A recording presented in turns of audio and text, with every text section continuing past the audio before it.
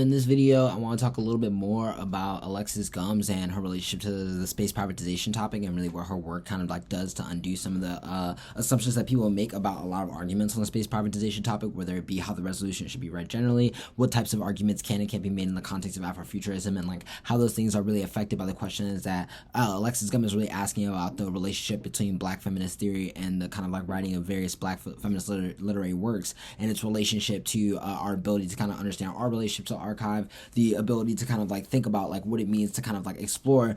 various types of like understanding the world through like the apocalypse and other kind of like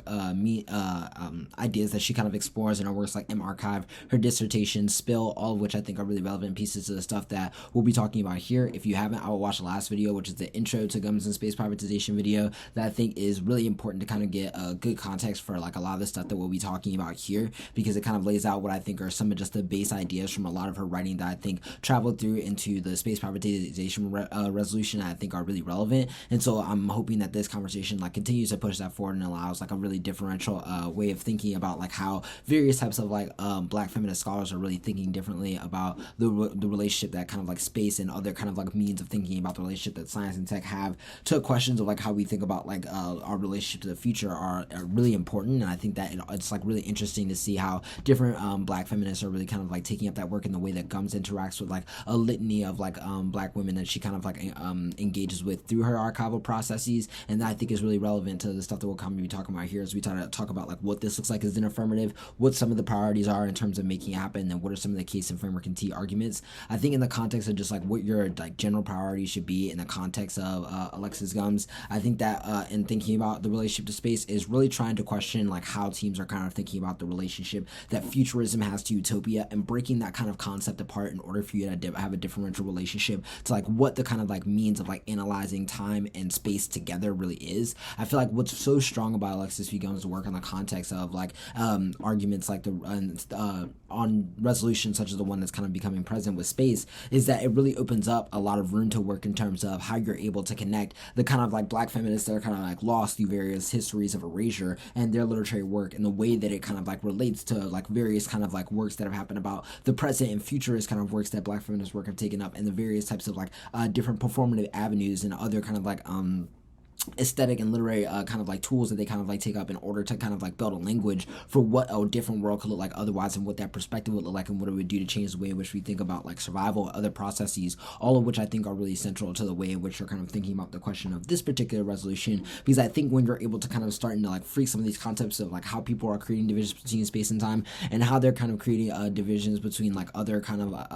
ideas in terms of like what we kind of like consider as space to be, you can get a lot of really interesting arguments that kind of tie like how you're debating about the resolution, the importance of how we use the archive and things like debate, and its relationship to a lot of the other things that are happening just in the world as a whole, and like how they're related to the specific kind of debates about space privatization that teams really want to have, and that I think are like just really influential over like the core kind of like ideas that the resolution is really offering. I think that in order to make this type of affirmative work, a lot of the arguments that you kind of really want to focus in on are ways in which you can like see the connections between like Gumbs's kind of like poetic and other kind of like aesthetic performative work, and the way that it relates to like the more kind of like scholastic work that people kind of like see usually spell out as cards. I don't think that a lot of this stuff should be read as like normative evidence, but rather should be a question of how you can kind of pull excerpts and create like stories that kind of like interact and intermediate within the kind of conversations that are being had within like various types of Black feminist circles that Gumbs is kind of like bringing to bear. And I think that it's really important that you're able to kind of like make arguments about like why these kind of connections between how you're re-theorizing like what space is and what it constitutes is important to like how we're kind of like reframing the resolution and what debate as a whole is supposed to accomplish.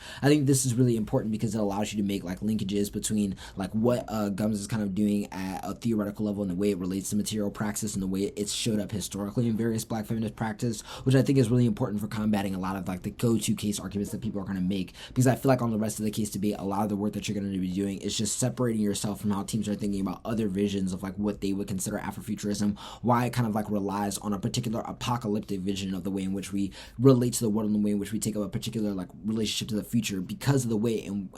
which capitalism, anti-blackness, etc. produces a particular relationship to death that like keeps black women like closer in proximity to such a thing. I think like all are really important to like how that you're kind of like considering like what the strengths are for this particular argument, and the way that you're able to create more nuanced explanations of like why that kind of apocalyptic vision of our relationship to the world vitality and etc. refigures our relationship to these systems, allows you to get to what I feel like checks off all of that the core I think arguments that I've kind of been talking about through all these series that are really good kind of like walking into this resolution and being able to like come with like a method explanation that's really nuanced and specific to whatever type of like performance or like a contribution you kind of like have to that literature based in the way that it kind of like operates. I then think that when you like transition like what this looks like in the context of framework and T, you have so many arguments to like be made about like why the way in which you're relating to the archive and the question of the resolution is just a more accessible frame and a way of like thinking about how we should relate to like what the process of debate like actually is supposed to do, because of the way in which like Gumbs is like whole kind of like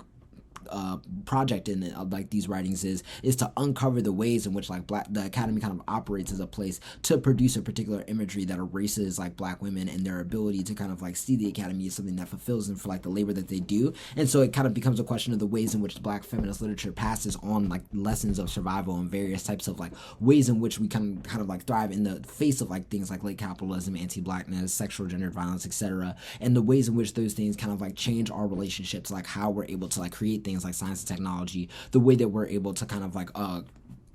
change a lot of the terms in which we either have these conversations about like not just questions of accessibility, but literally what is capable in a world where we tune our kind of like lives out alternatively, and the way that's kind of like necessary to like precondition any of the ways that we're able to think about our relationship to the law, because there's so much work in Gumbs that's kind of done about like how the historical erasures kind of like are able to replicate themselves in the way that the present and the future assert themselves as like dominated by like normative kind of like hegemonic ideals about the human, which I think that if you kind of like are able to tie to your critique of like what their resolution imposes as a kind of like theory and what it is meant to do in order to like police epistemologies into like being a certain way that kind of like assumes a certain relationship to the state that is kind of utopic and into like relationship to fiat and stuff like that, are all really good places where you can make arguments about like why that kind of utopic vision of futurism that they're taking up is actually much less practical, because that kind of apocalypticism is also the everyday violence that the black women and black people are facing generally in the context of these kind of like structures of violence that Gumbs is really investigating, all of which I think is really important to kind of like theorizing some of the basis for like what this affirmative could look like,